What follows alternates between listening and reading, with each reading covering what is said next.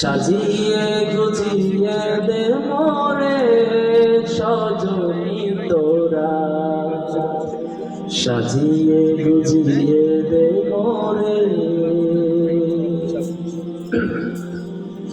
বরই পাতার গরম জলে শোয়াইয়া মশারির তলে, বরই পাতার গরম জলে, বরই পাতার গরম জলে শোয়াইয়া মশারির তলে, আতর গোলাপ চন্দন মেখে দে সজনী তোরা, সাজিয়ে গুজিয়ে দে মোরে। এত রঙিন এত কাপড় কিছুই ভালো লাগে না, এত রঙিন এত কাপড়, এত রঙিন এত কাপড় কিছুই ভালো লাগে না।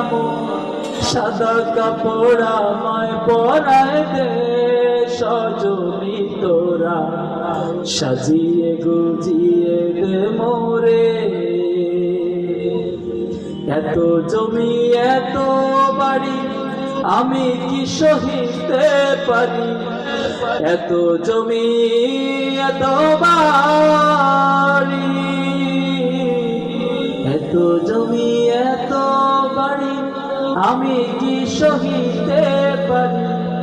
বাসের বেলায় আমায় তুলে দে সজনী তোরা, সাজিয়ে গুজিয়ে দে মোরে। এত আত্মীয় এত স্বজন কেহই তো আর নয় রে আপন, এত আত্মীয় এত স্বজন, এত আত্মীয় এত স্বজন কেহই তোমার নয় রে আপন। একলা ঘরে আমায় রেখে দে সজনী তোরা, সাজিয়ে গুজিয়ে দে মোরে। জান্নাতে যেতে চাই, এই জান্নাতটা কিভাবে যেতে চাই? আমল দিয়ে। আমরা যে আমল করি এই আমল দিয়ে কি জান্নাতে যাওয়া যাবে? তাহলে জান্নাত যদি যেতে হয় বা পাই, সেটা হচ্ছে শুধুমাত্র মহান রবের রহমত দয়া ছাড়া আমাদের পক্ষে জান্নাতে যাওয়ার সুযোগ নাই। হাসরের ময়দানে আল্লাহ রাব্বুল আলামিন আল্লাহর এক বান্দাকে বলবে, উদখুলু জান্নাতি বিরহমাতি, ও আমার বান্দা তুমি আমার দয়ায় জান্নাতে চলে যাও। বান্দা বলছে, আল্লাহ দুনিয়ার মাঝে আমি আমার জীবনটাকে সব ধরনের আনন্দ উল্লাস থেকে ত্যাগ করে আমি সব সময় তোমার ইবাদত করেছি, আমল করেছি। আমি আমার জীবনের সব সময়টুকুকে তোমার রাস্তায় ব্যয় করতে চেয়েছি। আমি যদি আজকে জান্নাতে যেতে হয়, আপনার দয়ায় জান্নাতে যেতে চাই না, আমি আমার আমলের মাধ্যমে জান্নাতে যেতে চাই। আল্লাহ ডাক দিয়া বলে, ফেরেশতারা তোমরা শুনেছো নাকি আমার বান্দাটা কি বলে? আমার বান্দা নাকি আমার দয়ায় জান্নাতে যেতে চায় না, সে নাকি তার আমল দিয়ে জান্নাতে যেতে চায়। ও ফেরেশতারা রে, তোমরা আমি এই বান্দা তার জীবনে যত আমল করেছে সব আমলগুলোকে পাল্লার এক পাশে তোলো, আর আমি আমার বান্দাকে অগণিত অসংখ্য দয়া করেছি। সবগুলো দয়ার দরকার নাই, এই সুন্দর পৃথিবীটা দেখার জন্য চর্মচক্ষু দিয়েছে দুইটা, দুইটার দরকার নাই, একটা চর্মচক্ষুকে দাড়িপাল্লার এক পাশে রাখো। মুহূর্তের মধ্যে দেখা গেল আল্লাহ রাব্বুল আলামিন দয়া করে মায়া করে দুনিয়াটা দেখার জন্য যে চর্মচক্ষু দিয়েছে, সেই পাল্লাটা যখন বাড়ি হয়ে গেছে, ওই বান্দার আর বুঝতে বাকি নাই, যদি কেউ জান্নাতে যেতে হয় আমল দিয়ে কখনো জান্নাতে যেতে পারবে না। জান্নাতে যদি যেতেই হয় তাহলে একমাত্র কেবলমাত্র আল্লাহর দয়া ছাড়া কেউ জান্নাতে যেতে পারবে না। এখন আমরা জান্নাতে যদি যেতে চাই, এখন আজকে শুনলাম যে দয়া দিয়ে জান্নাতে যাইতে হবে, তাহলে এবার জীবনযাপন কেমনে করবো? আল্লাহ তো দয়া করবো, তাহলে আল্লাহর কাছে দয়া আছে আমার জীবনকে আল্লাহর রাস্তা না কাটাইয়া দুনিয়াবী রাস্তায় কাটাবো নাকি?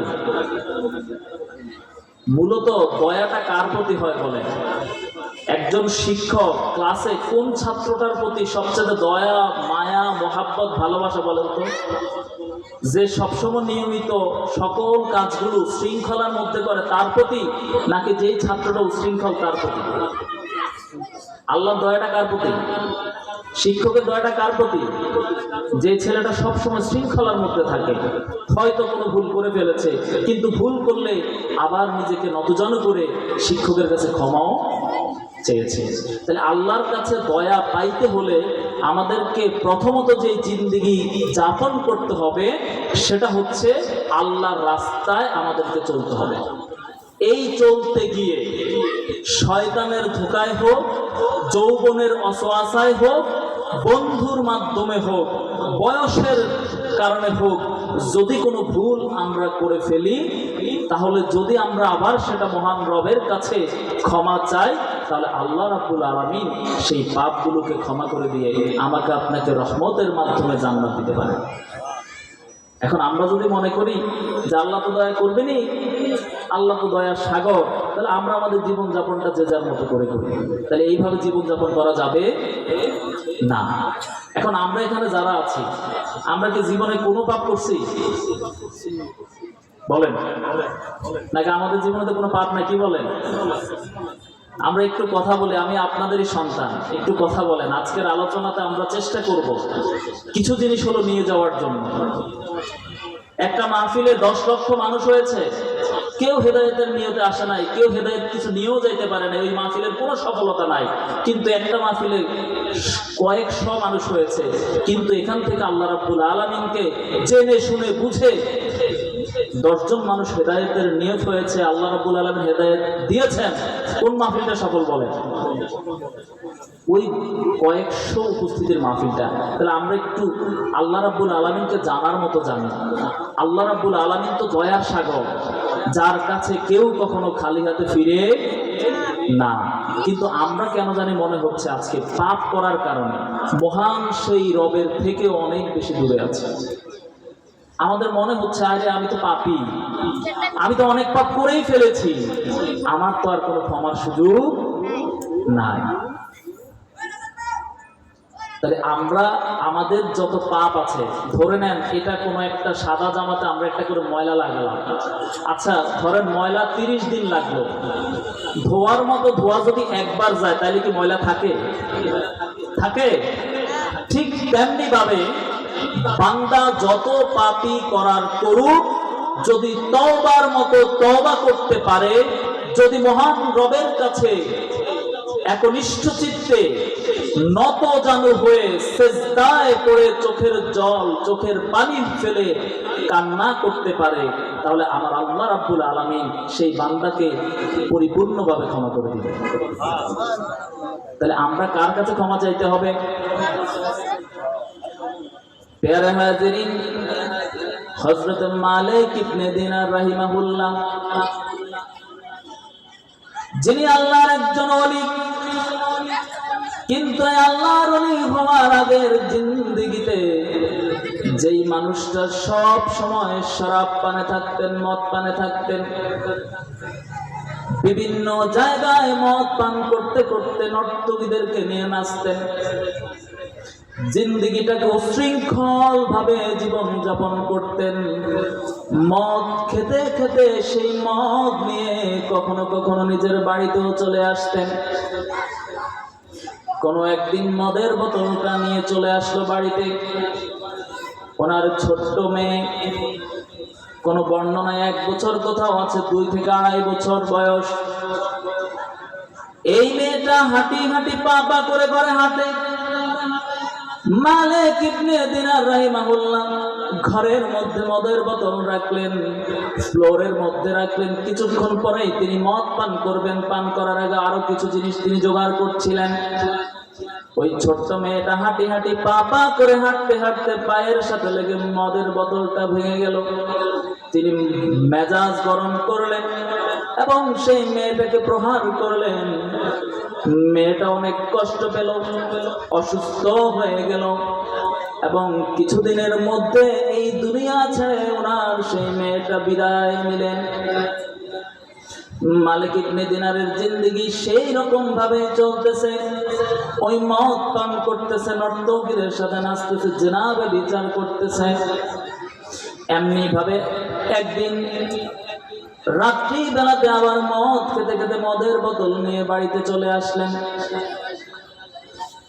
মদ খাওয়ার একটু কিছুক্ষণ আগে হঠাৎ করে তার মেয়ের কথাটা মনে পড়লো। হায় রে, আমি তো আমার মেয়েটাকে একটা মদের বোতলের জন্য ভেঙে ফেলেছে। আমি তো অনেক মদ পান করেছি, হয়তো আরেকটু পান করতে চাইছিলাম। আমার মেয়েটা তো জেনে শুনে বুঝে ফেলে নাই। হায় রে, আমি কেমন বাবা! আমি আমার এই ছোট্ট মাসুম বাচ্চাটাকে মারলাম। মেয়ের মুখটা যখন ওনার চোখে ভেসে উঠল, আর তিনি সেদিন মদ পান করলেন না, চন্দ্রমুখী হয়ে শুয়ে পড়লেন। ঘুমের মধ্যে স্বপ্নে দেখতেছেন কিয়ামত কায়েম হয়ে গেছে।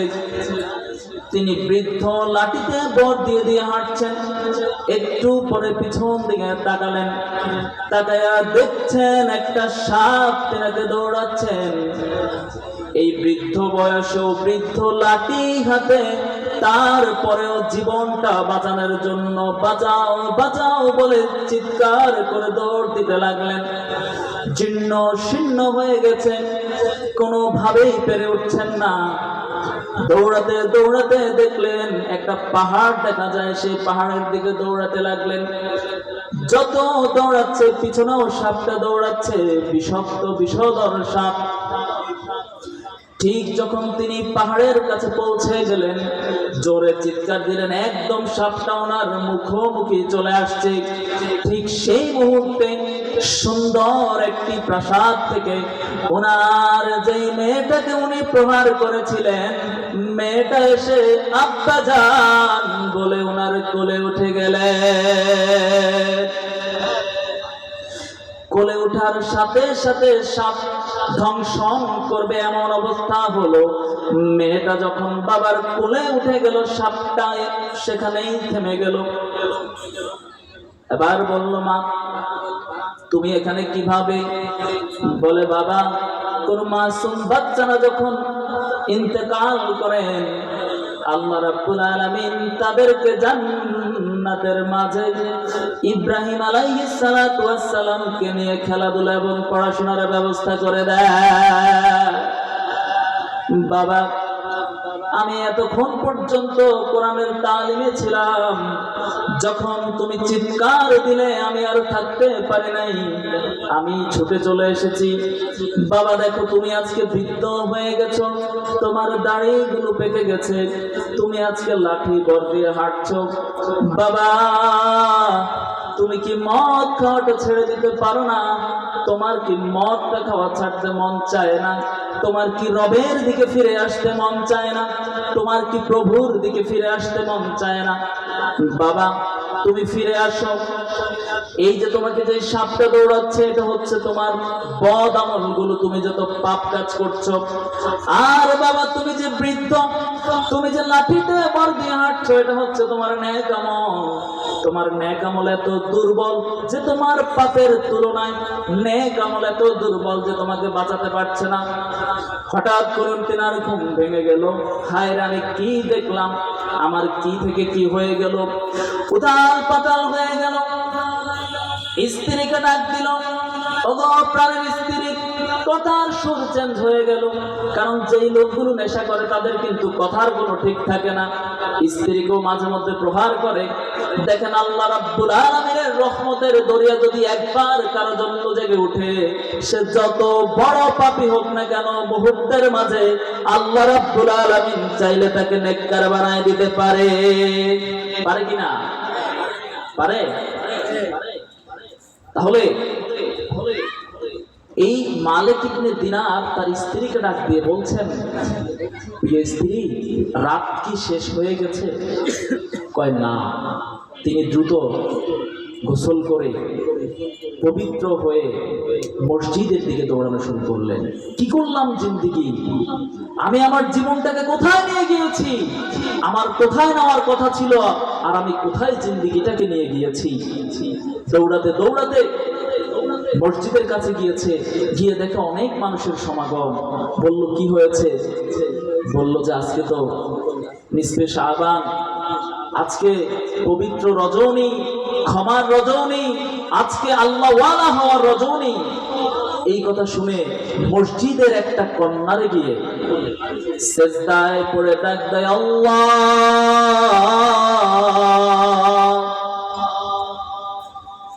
আমি তো পাপী, আমি গুনাহগার, মাবুদ গো,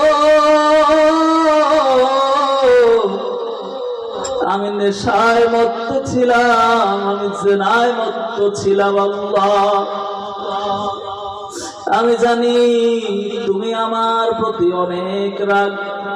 মাবুদ, আমার প্রভু তো শুধুমাত্র কেবল মাত্র তুমি। তুমি তো আমাকে মায়া করে বানাইছো। মাবুদ, আমি তো আমার জিন্দগিটারে ভুল রাস্তায় কাটাইলাম। মাবুদ গো, ওই এক বোতল মদের জন্য আমি আমার মাসুম বাচ্চাটার গায়ে হাত তুলেছি গো মাওলা। আজকে যদি এই রজনীতে তুমি আমাকে ক্ষমা করে না দাও, আমি মালিক ইবনে দিনার কিন্তু মাথা তুলবো না। মাবুদ গো, আমি গুনাহগার বলে আমার দিক থেকে তোমার রহমত সরাইয়া নিও না। ওগো আল্লাহ, তুমি আমারে ক্ষমা করে দাও। আমার জিন্দেগিটাকে তুমি তোমার রাস্তায় কবুল করে নাও। আমি আর কোনোদিন মদ পান করবো না, কোনোদিন নর্তকীদের কাছে যাব না। মাবুদ, বাকি জিন্দেগিটা আমি তোমার হয়ে যেতে চাই। মাওলা গো, আমার প্রভু, তুমি যদি আমার না বুঝো, তুমি যদি আমার না ভালোবাসো, তুমি যদি আমার দয়া না করো গো, তাহলে আমার বাঁচার উপায় নাই। মাওলা গো, এই দুনিয়া আমার কান্দায়া নাও, এই দুনিয়া আমার কষ্ট দিয়া নাও, এই দুনিয়াতে আমার যা মন চায় তা করো গো মাবুদ, কিন্তু মৃত্যুর পরবর্তী জিন্দেগিতে আমার তুমি জান্নাত দিয়া দিও। মাবুদ গো, আমি কষ্ট সহ্য করতে পারবো না, ওই জাহান্নামের আগুনে জ্বলতে পারবো না। মাবুদ গো, আমার তোমার করে নাও, আমার প্রতি রহমত করো, আমার প্রতি ইহসান করো, আমাকে ক্ষমা করে দাও, ক্ষমা করে দাও। ওই কানতে কানতে মালিক ইবনে দিনার ঘুমায়া গেছে। ঘুমের ঘরে দেখে আল্লাহর নবী আয়েশা বলে, ডাক দিয়া, দিনার রে, আর কান্দিস না, প্রভু তোমার কান্দাতে রহমতের ঢেউ গড়িয়ে উঠেছে। আল্লাহ রাব্বুল আলামিন তোমার तमाम জিন্দেগীর গুনাহগুলোকে ক্ষমা করে দিয়েছে।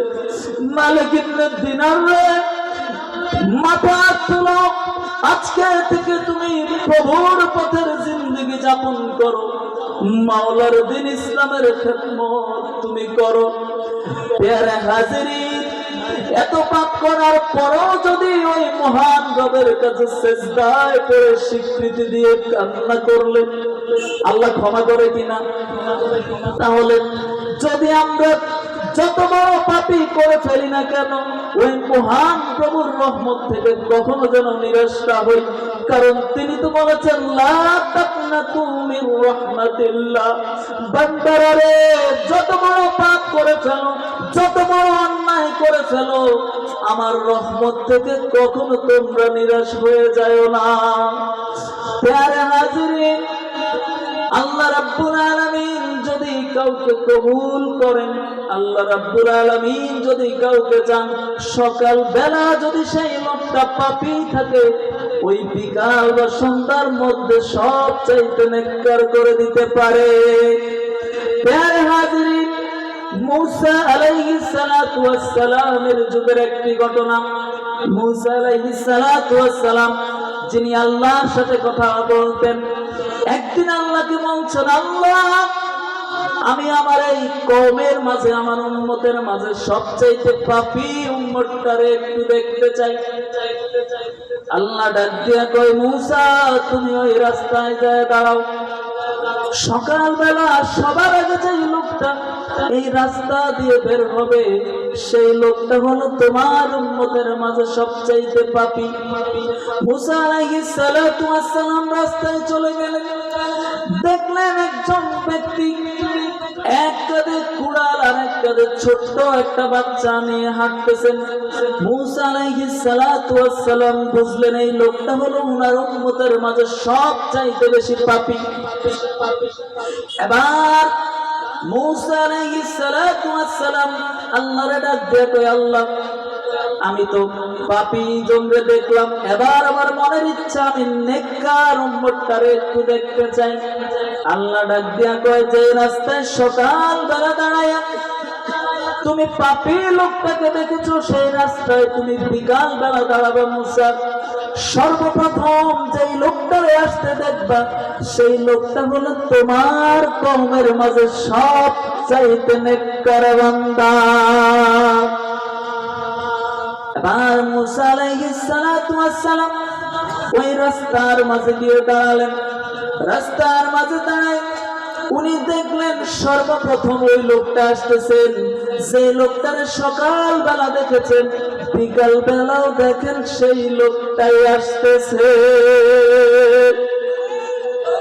সুবহানাল্লাহ। বাসাতে কইেন কি কন? যারা দেখছে সকালবেলা সবচেয়ে পাপী, কয়েক ঘন্টার মধ্যে দেখতেছে সবচাইতে নেককারও সেই ব্যক্তিটাই। ডাক দিয়া কয়, আল্লাহ গো, আমি তো কোনো কিছু বুঝতে পারলাম না, সকালবেলার পাপী সন্ধ্যায় কেমনে নেককার হয়ে গেল। কয়, মূসা, এই লোকটা তার ছেলেটার সাথে নিয়ে জঙ্গলে কাঠ কাটার জন্য গেল। ছোট্ট ছোট্ট শিশুগুলো তো অনেক প্রশ্ন করে, বাবাকে প্রশ্ন করলো, বাবা এটা কি? বললো, বাবা এটা হলো জঙ্গল। কয়, বাবা জঙ্গলটা কি অনেক বড়? কয়, হ্যাঁ, জঙ্গল অনেক বড়। ছেলে আবার প্রশ্ন করলো, বাবা জঙ্গলের চাইতে বড় কি? বাবা উত্তর দিলেন, জঙ্গলের চাইতে বড় হলো পাহাড়। এবার সন্তান আবার প্রশ্ন করলেন, বাবা পাহাড়ের চাইতে বড় কি? বললো সাগর। বললো সাগরের চাইতে বড় কি? বললো মহাসাগর হলো সাগরের চাইতেও বড়। বলে, বাবা মহাসাগরের চাইতে বড় কি? তখন বললো আসমান হলো মহাসাগরের চাইতে অনেক বড়। এরপর আবার প্রশ্ন করলো, বাবা এর চাইতে বড় কি? বললো এর চাইতেও বড় হলো আল্লাহর আরশ। মূসা এরপরও সেই ছেলের প্রশ্ন থামে না, পরবর্তী প্রশ্ন করলো, বাবা আল্লাহর আরশের চাইতে বড় কি? মূসা রে, ও মূসা, এই কথা বলার সাথে সাথে আমার এই বান্দাটা মাথাটাকে নিচের দিকে দিয়ে চোখ থেকে পানি ছাড়তে ছাড়তে সন্তানটার উত্তর দিতেছে, বাবা ওই আল্লাহর আরশের চাইতে বড় হলো আমার পাপ। আমি জিন্দেগিতে এত গুনাহ করেছি, এত অন্যায় করেছি, এত পাপ করেছি বাবারে, আমার সব পাপ গুলাকে যদি একত্র করা হয় তাহলে আল্লাহর আরশের চাইতে অনেক বড় হবে আমার পাপ। কই মুসা এমন ভাবে যখন আমার বান্দাটা অনুনয় বিনয় করা শুরু করলো, আমার বান্দাটার এই অনুনয় বিনয় আমার রহমতের দরিয়ায় সাগরে ঢেউ তুলে দিল। আমি মুহূর্তের মধ্যে আমার বান্দার তামাম জিন্দেগির গুনাহগুলোরে ক্ষমা করে দিলাম। শুধু ক্ষমা করেই ক্ষান্ত হই নাই, তার তামাম জিন্দেগির যত গুনাহ ছিল সব নেকে কনভার্ট করে দিলাম, তার জীবনে যত পাপ ছিল সব নেকি করে দিলাম। এজন্য সকালবেলা যেই লোকটার তুমি সব চাইতে পাপী হিসাবে দেখছো, সন্ধ্যার মধ্যেই সেই লোকটা নেককার মতো হয়ে গেছে। সুবহানাল্লাহ। বাড়িতে যায় তোমরা ঠিক কিনা বলেন? এখন আমরা আমাদের এই জীবনে পাপ করছি কিনা?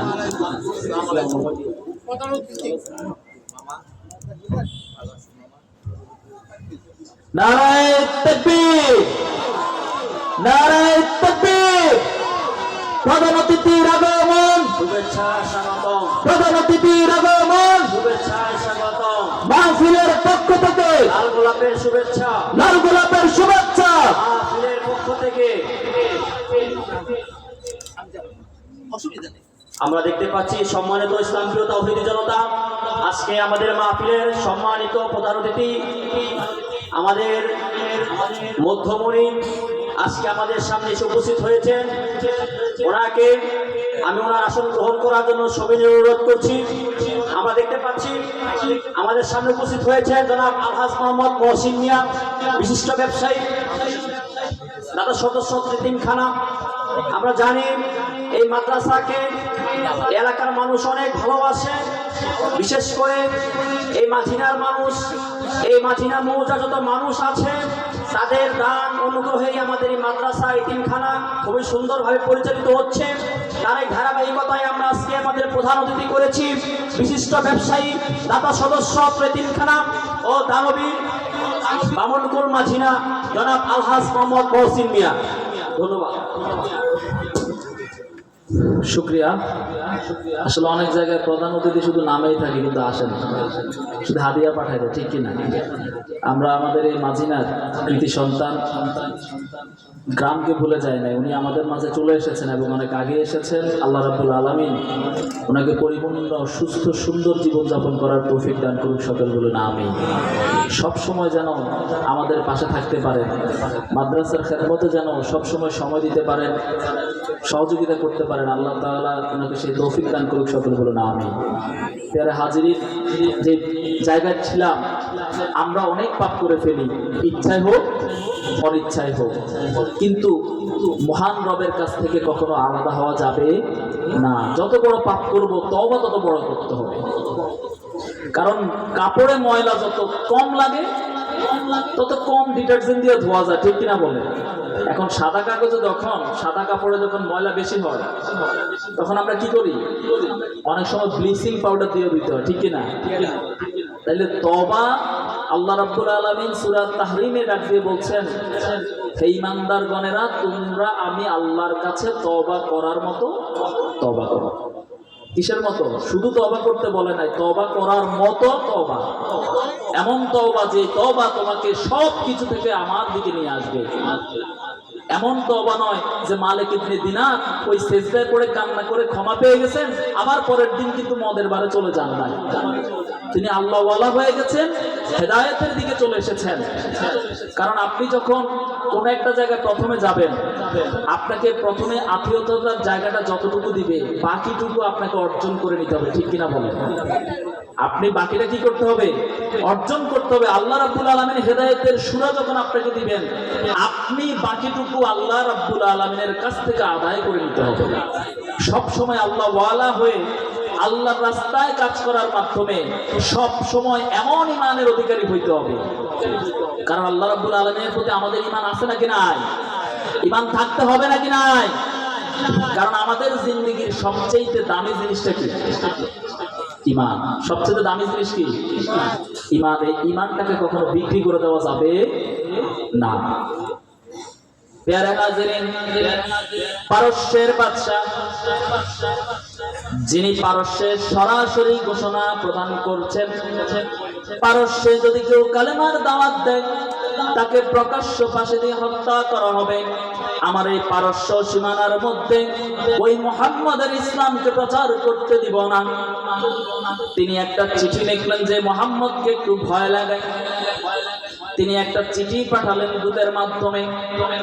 আল্লাহ রাসূল সাল্লাল্লাহু আলাইহি সাল্লাম সেই চিঠি পাওয়ার পরে চিন্তা করলেন, মনে হয় পারস্যের সাথে আমাদেরকে যেই কোনো মুহূর্তে জিহাদের ময়দানে ঝাঁপিয়ে পড়তে হবে। তিনি সাহাবায়ে কেরামদেরকে ডাক দিলেন, ও সাহাবীরা রে, যে কোনো সময় পারস্য দেশ আমাদের উপর আক্রমণ করতে পারে। তারা প্রকাশ্যে ঘোষণা দিয়েছে ইসলামের দাওয়াত দেওয়া যাবে না, কেউ যদি কালেমার দাওয়াত দেয় তাহলে তাকে মৃত্যুদণ্ড দিবে। সাহাবাইরা, তোমরা যার কাছে যা আছে, তখন মদিনায় দুর্ভিক্ষ চলতেছিল, তারপরেও আল্লাহ রাসূল সাল্লাল্লাহু আলাইহি সাল্লাম যখন দানের হাতটা বাড়ালেন, সাথে সাথে সাহাবীরা যার কাছে যা আছে সব দিয়ে দান করতে থাকলেন। কারণ আল্লাহ এবং আল্লাহর রাসূলের রাস্তায় যদি আমরা দানের জন্য সুযোগ পাই, কখনো কার্পণ্য করা যাবে না। মহিলারা তাদের কানের দুল, নাকের ফুল, হাতের বালা সব কিছু দান করতে লাগলেন। কোন কোন সাহাবী তার সম্পদের 4 ভাগের 1 ভাগ দান করে দিলেন। যারা 1000 কোটি টাকার মালিক, যারা 100 কোটি টাকার মালিক, সম্পদের অর্ধেক দান করছেন। এমন সাহাবী আবু বকর রাদিয়াল্লাহু তাআলা আনহু, তিনি তার সম্পদের সবটুকু দান করে দিয়েছেন। কারণ তাদের কাছে সব চাইতে বড় হলো ঈমান এবং নবীজির ভালোবাসা। কারণ নবীর প্রতি যদি পরিপূর্ণ ভালোবাসা না থাকে, আমরা কি ঈমানদার হতে পারবো? নবীকে কতটুকু ভালোবাসতে হবে বলেন? অল্প? লা ইউমিনু আহাদুকুম হাত্তা আকুনা আহাব্বা ইলাইহি মিন ওয়ালিদিহি ওয়া ওয়ালাদিহি ওয়ান নাসি আজমাইন। যে পর্যন্ত তোমরা আমি নবীকে, তোমরা তোমাদের পিতা মাতা, সন্তান সন্ততি, আত্মীয় স্বজন সব কিছুর চাইতে বেশি ভালোবাসতে না পারবে, সে পর্যন্ত তোমরা পরিপূর্ণ ঈমানদার হতে পারবে না। এখন সাহাবীদের ঈমান কেমন ছিল? একটা পর্যায়ে আল্লাহ রাসূল সাল্লাল্লাহু আলাইহি ওয়াসাল্লামের ইন্তেকাল হলেন, আবু বকর সিদ্দিকের জামানা চলে গেল। এবার ওমর ফারুক রাদিয়াল্লাহু তাআলা আনহুর যুগ যখন চলে আসলো, তিনি ওই কথাটা কিন্তু ভুলে যায় নাই যে পারস্যের বাদশা আমার নবীকে চিঠি দিয়ে হৃদয়ে কষ্ট দিয়েছে, সেই পারস্যের মধ্যেই ইসলামকে ছড়িয়ে দিতে হবে। তিনি যুবক, তাগড়া যুবক থেকে 17 জনের একটা বাহিনীকে সেই পারস্যের সীমান্ত পাহারা দেওয়ার জন্য পাঠালেন। যদি সুযোগ পেয়ে যাও, মুহূর্তের মধ্যেই পারস্যের মধ্যে আক্রমণ করে হলো ইসলামের বিজয় হবে। এখন পারস্যের বাদশাও কিন্তু চেষ্টা করতেছে কিভাবে মুসলমানদের ঈমানটাকে বন্ধ করে দেওয়া যায়, নিভিয়ে দেওয়া যায়। যুগে যুগে যতবার ইসলামের আলোকে নিভাতে চেয়েছে, ততবার ইসলামের আলো জ্বল করে জ্বলেছে। ওই 17 জন তরুণ সাহাবীর নেতৃত্বে যখন তারা পারস্যের সীমানা পাহারা দিচ্ছিল, হঠাৎ করে অতর্কিতভাবে তাদেরকে হামলা করে বন্দী করে পারস্যের বাদশার দরবারে তাদেরকে নিয়ে গেল। এবার সেই বাদশা বলল, তোমাদের মধ্যে লিডারকে, নেতাকে? তরুণ যুবক সাহাবী আব্দুল্লাহ বিন উজ্জা রাদিয়াল্লাহু তাআলা আনহু বললেন, আমি হলাম সবার নেতা, আমি লিডার। কি হয়েছে বলেন? বলে, তোমরা তো বন্দী হয়ে গিয়েছো, যেই কোনো সময় তোমাদেরকে হত্যা করা হবে। কয়, আপনি কাদেরকে মরার ভয় দেখান? আমরা তো চাই যত দ্রুত আমার মাবুদের সাথে সাক্ষাৎ করা যায়। আপনি আমার কিসের মৃত্যুর ভয় দেখান? কারণ আমরা এমন জিন্দেগি যাপন করি, আমরা বেঁচে থাকলে গাজী আর মরলে শহীদ। এবার বাদশা বলছেন, আব্দুল্লাহ ইবনে উজ্জা, তুমি তো যুবক মানুষ, যৌবনে রক্ত টকবক করছে, এখনো জীবন সম্পর্কে বুঝো নাই, তুমি কি বিয়ে শাদী করছনি? কয় না। কয় আব্দুল্লাহ রে, আমার একটা মেয়ে আছে বড় সুন্দরী, তুমি যদি আমার মেয়েটারে বিয়ে করো, আমি আমার বাদশাহীর অর্ধেক তোমাকে দিয়ে দিব, তুমি শুধু একবার বলো তুমি কালেমাটাকে ছেড়ে দিয়েছো। আব্দুল্লাহ ইবনে উজ্জা কয়, ও পারস্যের বাদশা, ও নাফরমান রে, তুমি তোমার রাজ্যের অর্ধেক কি আমাকে বলো, যদি বলো তামাম কুল কায়নাত আমার হাতে দিবে, তারপরেও একটা মুহূর্তের জন্য কালেমাটাকে ছাড়তে পারবো না। এবার বাদশা তো বড় বিপদে, তাদেরকে আলাদা আলাদা করে বন্দি করা হলো। একসাথে রাখলে যদি কোনো বন্দি করে, এবার তিনি তার বোর্ড অফ ডিরেক্টরদেরকে নিয়ে বসলো, মন্ত্রী সভা নিয়ে বসলো, ইমাম এদের ভিতর থেকে বের করেই দিতে হবে। এবার একজন বুদ্ধি দিল যে যুবক মানুষ, নারীর প্রতি তো একটা আকর্ষণ আসতে পারে, সেই পারস্যের সবচাইতে সুন্দরীদেরকে নিয়ে আসলো, জুয়েলারি অর্নামেন্টস সুগন্ধি দিয়ে সাজালো এবং সেই সাহাবীদের ঘরে প্রেরণ করলো, সবচাইতে সুন্দরীটাকে প্রেরণ করলো আব্দুল্লাহ বিন উজ্জার ঘরে। ওই নারী যখন প্রবেশ করলো, গিয়ে দেখলো আল্লাহর নবীর সাহাবীরা নামাজ পড়তেছে।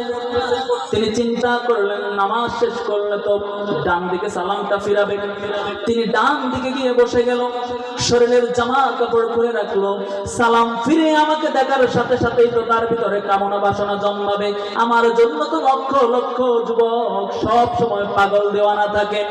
কিছুক্ষণ পরে দেখা গেল নামাজ শেষ হলো, সালাম ফিরালো, আবার আব্দুল্লাহ বিন উজ্জা দাঁড়িয়ে নামাজ আদায় করতে শুরু করলো। ঘরের ভিতরে কে ঢুকলো, কে আছে, কোনো কিছু কোনো ধরনের টেরি পেল না। নামাজ পড়তে পড়তে পড়তে পড়তে পুরো রাতটা নামাজে কাটাইয়া দিলে। সকালবেলা ওই নর্তকীদেরকে ডাকা হলো দরবারে, কি অবস্থা, কি করলা? নর্তকীদের সর্দারনি বলছে, বাদশা, জীবনে অনেক পুরুষের কাছে গিয়েছি, এমন পুরুষ তো জীবনে দেখি নাই, আমার মতো বিশ্ব সুন্দরীর দিকে একটা নজর তাকানো পর্যন্ত দূরে থাকা, আমি যে তার পাশে এতক্ষণ পর্যন্ত ঘোরাঘুরি করলাম, তাকালো না। আর কিছুক্ষণ যদি তাদের সাথে থাকলাম, খোদার কসম করে বলে দিলাম কালেমা পড়ে আমরাও সব মুসলমান হয়ে যেতাম। মুসলমানের ঈমান কি আমরা এখনো বুঝি না। এবার আবার বোর্ড অফ ডিরেক্টর বসলো, হাল ছাড়া যাবে না। এবার তাদেরকে ফাঁসির মঞ্চ সাজালো। ফাঁসির মঞ্চের দিকে যখন তাদেরকে নেওয়া হচ্ছে, এবারে সবাই বলতেছে আমারে আগে দেন, এ বলছে আমারে আগে দেন, এ বলছে আমারে আগে দেন। বাচ্চাদের কি হলো, তোমরা আগে যাইতে চাইতেছো কেন? কয়ে ফাঁসির গলা, এই ফাঁসির দড়ি গলায় নিয়ে যেই মুহূর্তে আমার কাছ থেকে রুহটা বিদায় নেবে, আমি তো আমার মাবুদের সাক্ষাৎ পেয়ে যাব। বাচ্চাটা বুঝছি এদের কাছ থেকে ইসলাম এত সহজে সরানো যাবে না। এবার জরুরি বৈঠক, সকল মন্ত্রিসভা নিয়ে বসলো। এবার একজন মন্ত্রী বলছে খাবারটা বন্ধ করে দেন, শরীরে শক্তি আছে তো এই জন্য অনেক গরম গরম কথা বলে, যখন শক্তিটা নরম হয়ে যাবে তখন দেখবেন যে তাদের ভিতরে আর এরকম ইমানের জোর থাকবে। এখন মুসলমানের কি ইমান কি শারীরিক শক্তি নাকি ইমানি শক্তি? মুসলমানের শক্তি কি শারীরিক শক্তি, ইমানি শক্তি? 17 দিন পর্যন্ত তাদের খাবার বন্ধ করলো, নাচার শরীরের বন্ধ হয়ে যাওয়ার মতো হয়ে গেল, জিহ্বাগুলো বের হয়ে যাচ্ছে। এমন সময় সেই জেলের যারা পাহারাদার ছিল তারা খাবার নিয়ে আসলো, কিছু গোস্ত এবং কিছু পানি। যে গোস্তগুলো ছিল শুকরের গোশত এবং পানিগুলো ছিল মদ মিশ্রিত। কারণ এই গোশত খাওয়ার সাথে সাথে, এই পানি পান করার সাথে সাথে তাদের ঈমানটা তাদের থেকে বিদায় নেবে। যখন খাবারটা উপস্থিত হলো, জিজ্ঞাসা করলো কি নিয়ে এসেছো? এবার সেই জেলখানার যত যারা পরিচালক ছিল তারা বলছে, তোমাদের জন্য শুকরের গোশত নিয়ে এসেছে আর মদ মিশ্রিত পানি নিয়ে এসেছে। এই কথা শোনার সাথে সাথে আব্দুল্লাহ বিন উজ্জা রাদিয়াল্লাহু তাআলা আনহু লাফ দিয়ে দাঁড়ায় বলছেন, এই মুহূর্তে খাবার আমার রুম থেকে নিয়ে যা। যদি এক মুহূর্তে দেরি করেছে এমন করে খাবার লাফ দিয়ে খাবার দেয় তোর বাচ্চার কপালে পড়বে। যদি আজকে আমাদের জীবনটা বের হয়ে যায়, তারপরেও আমাদেরকে হারাম স্পর্শ করাতে পারবে না। কারণ মুমিন মুসলমান সব সময় ভরসা করে একজনের উপর, তিনি কে? তোমরা আমাকে হারাম খাওয়াইতে আসছো, দুর্বলতার সুযোগ নিতে চাও। মুমিন মুসলমান কখনো দুর্বল হয় না, কারণ তার শক্তি হচ্ছে ইমানি শক্তি। আবার বাদশাহ আবার বোর্ড অফ ডিরেক্টর বসালো, মন্ত্রী সভা বসে গেল যে দেখেন এখন তো তারা এমনিতেও দুর্বল, যতই ইমানি শক্তি দেখাক, এবার এমন জিনিস সাজাবো এই জিনিস দেখার পরে তারা ইমান ছাড়তে বাধ্য হবে। 17টা কড়াইতে তেল দিয়ে তেল টকবগে গরম করা শুরু করলো। 17 জনকে লাইনে দাঁড় করালো। সেখান থেকে একজনকে নিয়ে ওই গরম তেলের মধ্যে ফেলে শহীদ করে দিল। এটা দেখার সাথে সাথে আব্দুল্লাহ বিন উজ্জা কান্না শুরু করলো। হাওমাও করে কান্না করতে দেখে বলল, এই তো বুঝছি তোমার ভিতর ভয় লাগা শুরু হয়ে গেছে। ও আব্দুল্লাহ বিন উজ্জা, আমি বুঝতে পারছি তুমি মনে হয় এখন ঈমান ছেড়ে দিবে। কয় না ফরমান বাদশা, শোনো, আমি মৃত্যুর ভয়ে কান্না করছি না। আজকের দিনে তুমি আমাকে হারিয়ে দিলা, কারণ যাকে তুমি শহীদ করেছো সে আমার ছোট কালের বন্ধু, যার সাথে প্রতিযোগিতা করে সে 1 টাকা দান করলে আমি 2 টাকা দান করতাম, সে 2 রাকাত নফল সালাত আদায় করলে আমি 4 রাকাত আদায় করতাম, সেই একদিন রোজা রাখলে আমি 2 দিন রোজা রাখার চেষ্টা করতাম। আমি তার সাথে প্রতিযোগিতা করে করে সারা জীবনটা পার করে এসেছি, কিন্তু জান্নাতে যাওয়ার প্রতিযোগিতায় তুমি আজকে আমাকে আগে না দিয়ে আমার বন্ধুকে বিজয় করে দিয়েছ। আমি আমার এই মনের কষ্টে কান্না করি। মুহূর্তে বাদশা বলল, এদেরকে ফাঁসির কাস্টে ঝুলিয়ে ওই তেলে পুড়েও কখনো বেঈমান করা যাবে না, তাদের ভিতর থেকে কালেমাকে কখনো দূরে সরানো যাবে না। বাচ্চা নিজের ভুল বুঝে বলল, যাওয়ার আগে অন্তত আমার কপালে একটা করে চুমু দিয়া যা। লাথি তোর কপালে। যাদের ভিতর ঈমান আছে তারা কোনো কিছুর স্বার্থে কখনোই আল্লাহ ব্যতীত অন্য কোন জায়গায় নিজেদেরকে সমর্পণ করতে পারে না। কারণ এই দুনিয়ার রাজা বাদশাহ এগুলো কোনো কিছু আসলে সফলতা নয়। এই দুনিয়ার কোটি টাকা কোনো সফলতা নয়।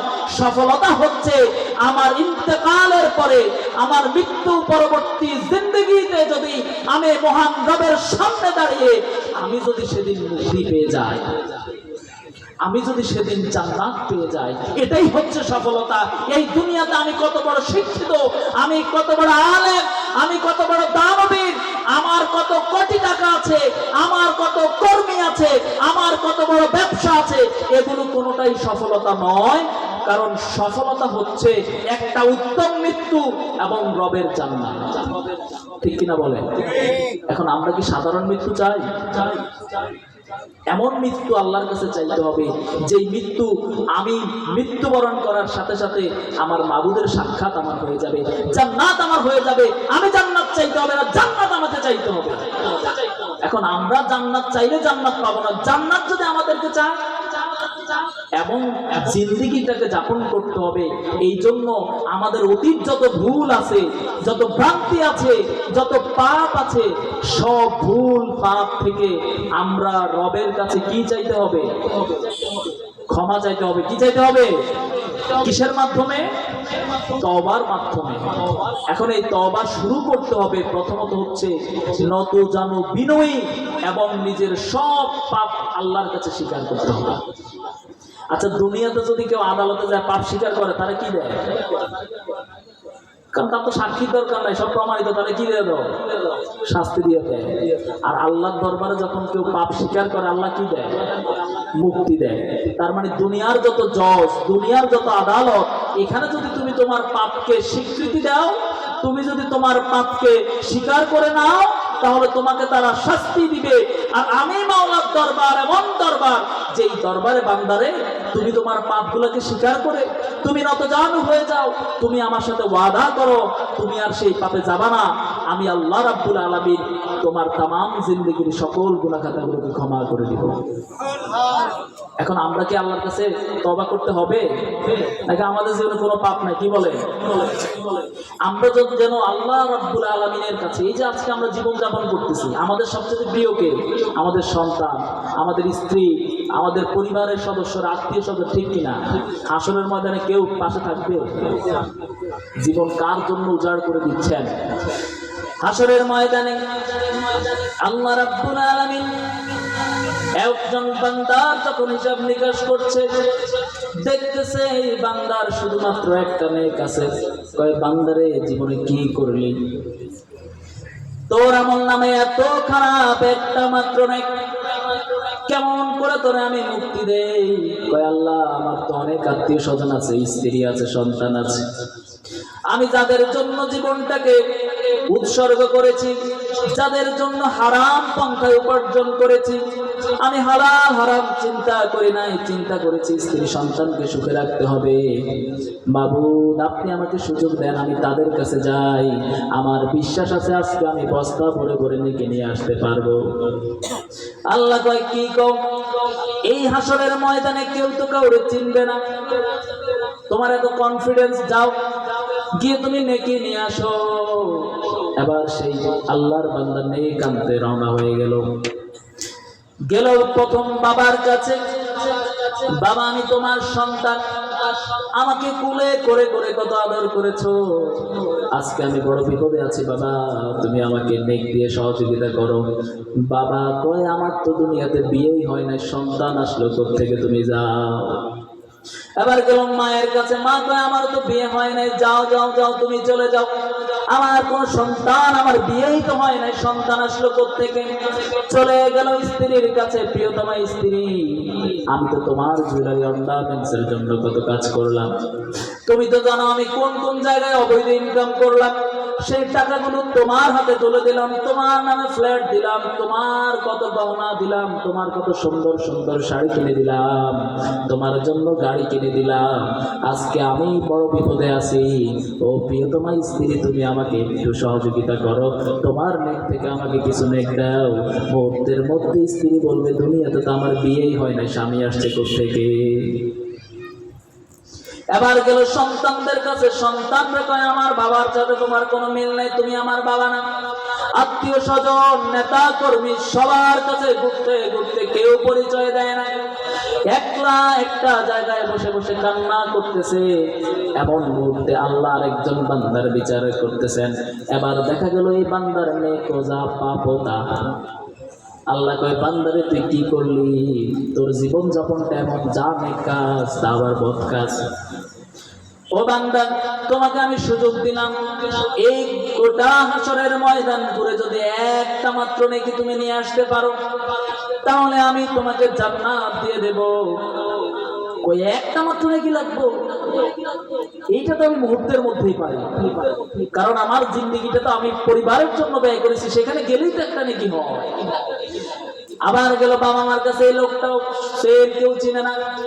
স্ত্রীর কাছে গেল, স্ত্রী পরিচয় দেয় না, সন্তানরা পরিচয় দেয় না। এবার বুঝতে পারলো এই মহান বিভীষিকাময় ময়দানে কেউ কারো নয়, কেউ কারো নয়। এবার কান্না করতে করতে রাস্তা দিয়ে হাঁটতেছেন, একটা কন্যারে যায় দেখেন, একজন লোক কান্দে, ডাক দিল, ভাই রে, চিনি না জানি না, তারপরে তুমি কাঁদতেছো, আমিও কাঁদতেছি, তুমি কেন কাঁদতেছো? কয় ভাই রে, এমন জীবন যাপন করলাম দুনিয়াতে, যাদের সুখের জন্য নিজেকে পাপী বানালাম, আজকের দিনে একটা মাত্র নেক নিয়ে মহান রবের দরবারে উপস্থিত হলাম, যেই কারণে আজকে আমি জান্নাত পাচ্ছি না। আর পরিবারের কাছে গেলাম, তারাও আমাকে জান্নাত দেয় না, আমাকে একটু নেকি দেয় নাই। কয় ভাই তুমি কেন কান্দো? কয় বাইরে আমি এমন জীবন যাপন করছি, আমার পাপও জানে কোথা, একটা মাত্র নেকির জন্য কত জায়গায় গেলাম, কেউ আমার একটু চিনল না, পরিচয় দিল না, কেউ আমার একটা নেকি দিল না। কয় ভাই একটা নেকি হলে কি তুমি জান্নাতে যেতে পারবা? কয় হ্যাঁ। কয় আমার তো নেকি আছে মাত্র একটা, এটা দিয়ে তো আমি জান্নাতে যেতে পারবো না। আল্লাহ যদি তোমাকে একটা নেকি দিলে জান্নাত দিয়ে দেয়, যাও যাও যাও, আমার একটা নেক দিয়ে আমার একটা ভাই যদি জান্নাতে যেতে পারে, এটা আমার আনন্দের, আমি আমার এই নেকটাকে তোমাকে দিয়ে দিলাম। সুবহানাল্লাহ। কালকে করবেন নাকি? এবার আল্লাহর কাছে যখন ওই বান্দা নেকটা নিয়ে গেল, আল্লাহ দেন আমার জান্নাত দেন। আল্লাহ কই কি ব্যাপার, তুমি নেকি পাইলে কই? এই ময়দানে তো কেউ কাউরে নেকি দেওয়ার কথা না, কে রে কার এত বড় সাহস? কারণ যখনই কোথাও দান করা হয়, কোন দান, এটাতে আল্লাহ অনেক বেশি খুশি হন, কারণ আল্লাহর চাইতে বড় দান ছিল আর কেউ নাই। আল্লাহ ডাক দিলেন, কে তোমাকে নেক দিয়েছে তাকে ডাকো। ডাকার পরে বললো, বান্দা তুমি কি করলা? আল্লাহ আমি তো জান্নাতে যাইতে পারবো না, কারণ আমার নেকে আছে কয়টা? একটা। এই একটা নেকি দিয়ে আমার এই ভাইটা খুব বিপদে, যদি এই নেকটার মাধ্যমে সে জান্নাতে যাইতে পারে, এটাই আমার আনন্দের। আল্লাহ রাব্বুল আলামিন বলছে, এই বিভীষিকাময় ময়দানেও কোন বান্দা দান করেছে, তার নেকি দান করেছে, তাকে তো আমি কোনোভাবে ছাড়তে পারি না। যাও তোমরা দুই ভাই একত্রে আমার জান্নাতে প্রবেশ করো।